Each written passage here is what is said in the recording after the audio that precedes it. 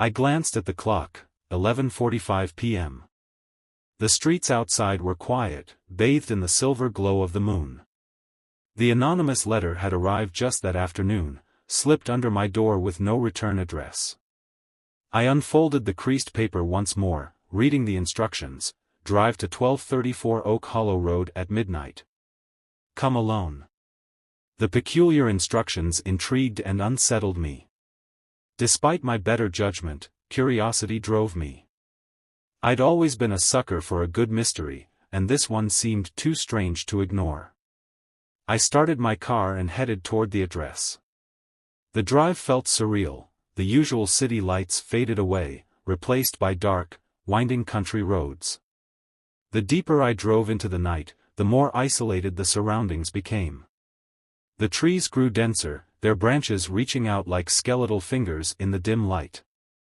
At exactly midnight, I reached the address. The road was deserted, save for a single, old house standing in the middle of a large, overgrown field. The house was dilapidated, with peeling paint and broken shutters, but there was something unsettling about its perfect stillness. It seemed as if it had been waiting for me. I parked my car and approached the front door, the gravel crunching under my feet. The door creaked open with a gentle push, revealing an interior that was surprisingly well preserved.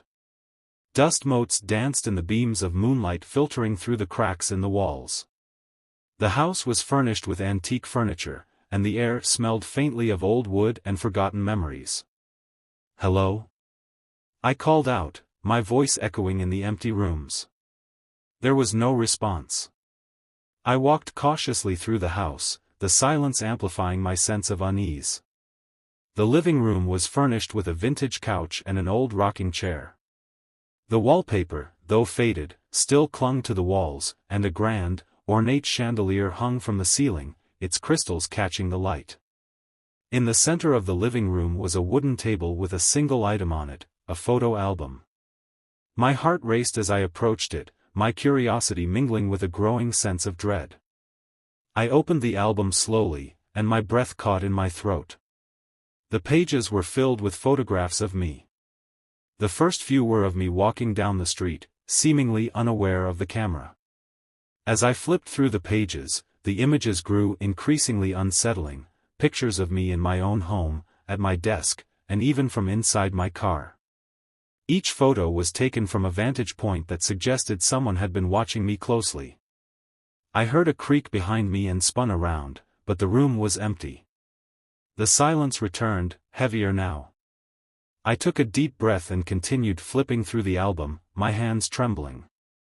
In one of the final photos, I saw myself standing right in front of this house, taken from a window on the second floor. The realization hit me with a jolt: someone had been watching me the entire time. My mind raced. Who did this? Why? I whispered aloud, feeling a chill run down my spine. I hurried back to the front door, desperate to leave, but as I reached for the handle, it wouldn't budge. I was trapped inside. "Is someone there?" I shouted, my voice cracking with fear. "Please, let me out." The silence was the only response. I pounded on the door, trying to force it open, but it remained steadfast. My phone buzzed in my pocket, and I fumbled to pull it out, but there was no signal. I was alone, cut off from the outside world. Just then, I heard a faint rustling upstairs. I hesitated, then cautiously made my way up the creaky stairs. The second floor was darker, the only light coming from a single window with tattered curtains. I moved toward the source of the noise, a door at the end of the hallway. I pushed the door open, and it groaned on its hinges. Inside was a small room with a single chair facing a dusty old television. The screen was black, but a small piece of paper lay on the seat. I picked it up with trembling hands. It read, *, we've been waiting for you. You're part of the story now. *. The room seemed to close in around me, and I felt a cold sweat break out on my forehead. I needed to get out, and fast. I turned to leave but froze as the door slammed shut behind me. My heart pounded in my chest as I scrambled to find another way out. Suddenly, I heard footsteps echoing in the hallway. They were slow and deliberate, coming closer and closer. I braced myself for whatever was coming, but when the door to the room opened, it was empty. Desperate, I searched for an escape. I found a small window that was partially open and managed to squeeze through. I dropped down into the overgrown grass and sprinted to my car. My hands shook as I started the engine, and I sped away from the house, not daring to look back. When I finally reached a safe place, I pulled over and tried to calm my racing heart. The house was nowhere in sight, swallowed by the night. The anonymous letter had led me into a nightmarish scenario, and I could only hope I had left the mystery behind. To this day, I can't shake the feeling that someone is still watching me, that I'm part of a story I don't fully understand. The house, the photos, and the cryptic message linger in my mind, a haunting reminder of that terrifying midnight encounter. The needle on my fuel gauge had dipped dangerously close to the D for the past few miles. I had been driving through desolate countryside for what felt like hours, and my anxiety grew with every mile I drove. It was nearly midnight, and the last sign of civilization I had seen was miles back. My hopes were fading when, out of the darkness, I spotted a faint glow of lights in the distance. I pulled into a small, run-down gas station that looked like it hadn't seen business in years. The flickering neon sign read "Open," but the place had an eerie, abandoned feel. I parked beside a single pump and stepped out of the car. The cold night air nipped at my skin as I walked toward the small office. The attendant inside the glass-walled booth looked up as I entered. He was an older man with a thin frame and a tired, drawn face. His eyes seemed oddly familiar, but I couldn't place where I might have seen him before. His smile was unsettling, too wide, too perfect. "Evening," he said, his voice smooth and calm.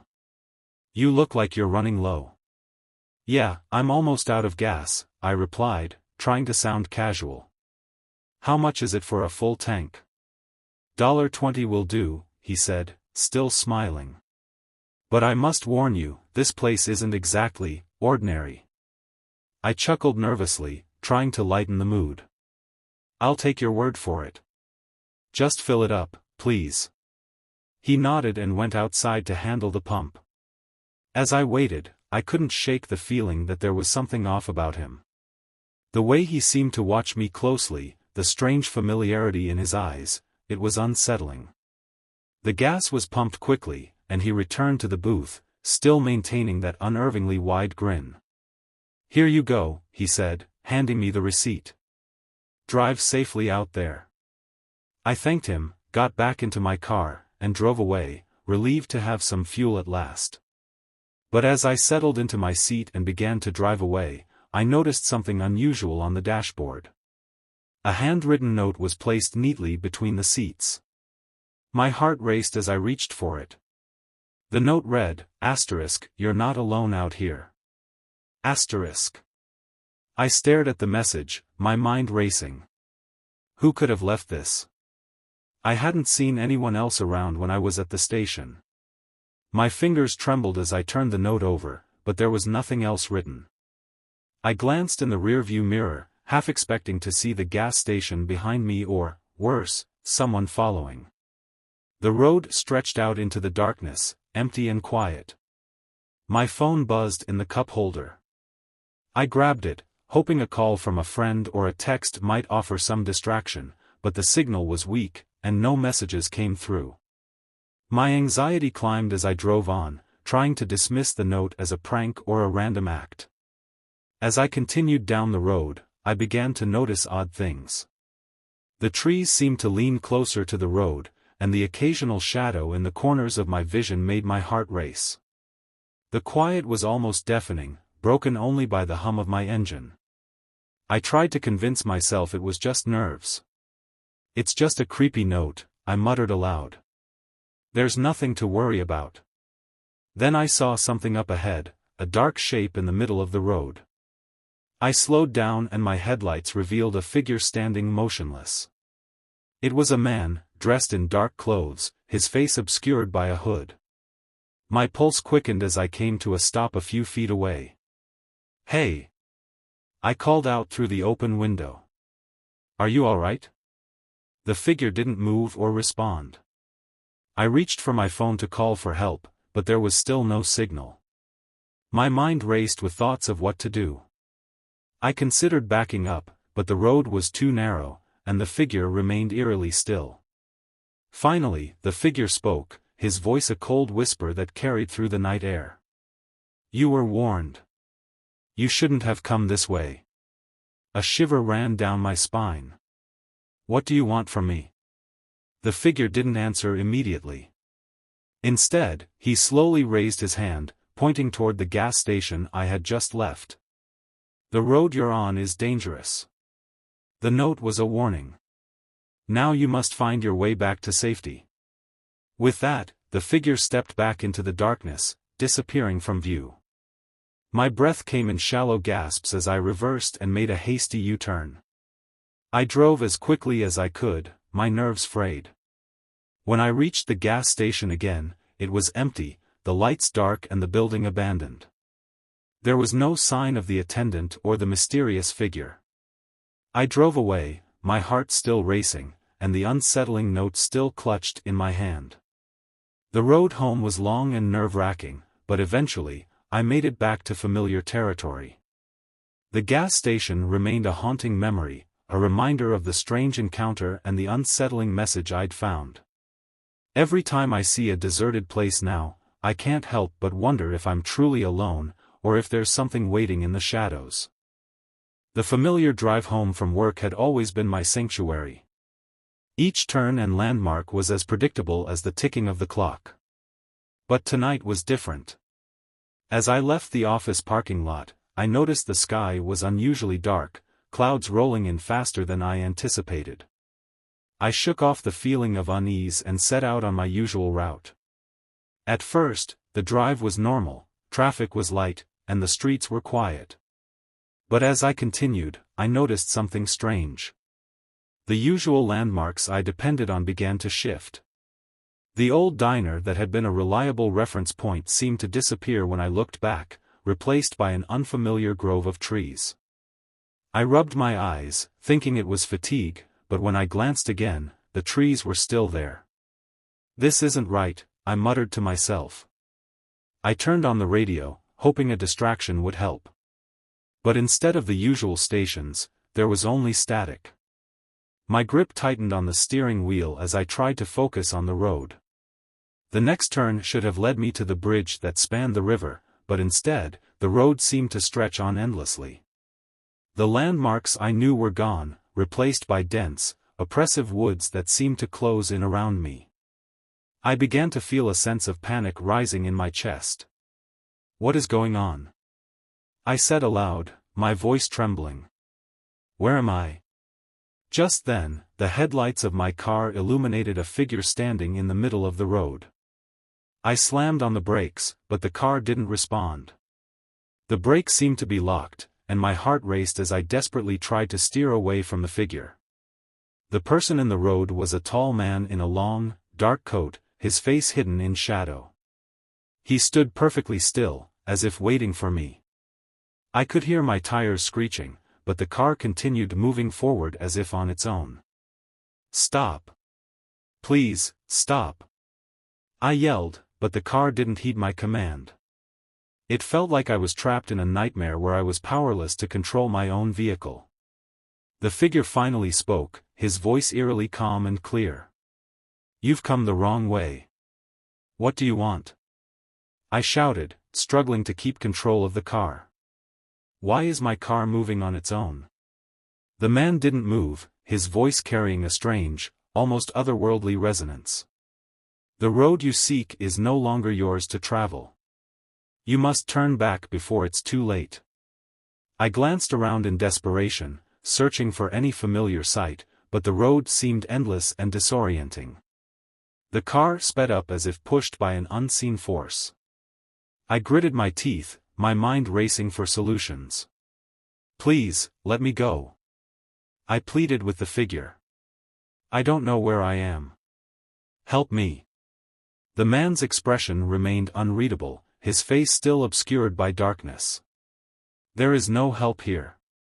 Only the path you've chosen and the consequences of your choices." As the car continued its relentless advance, the figure finally stepped aside, disappearing into the surrounding darkness. My vehicle seemed to regain some of its responsiveness as it slowed down, though I was still rattled and disoriented. I noticed the woods thinning out, revealing a faint glow of lights in the distance. With trembling hands, I managed to steer the car toward the lights. The familiar sight of the road I usually took home came into view, and I finally felt a wave of relief.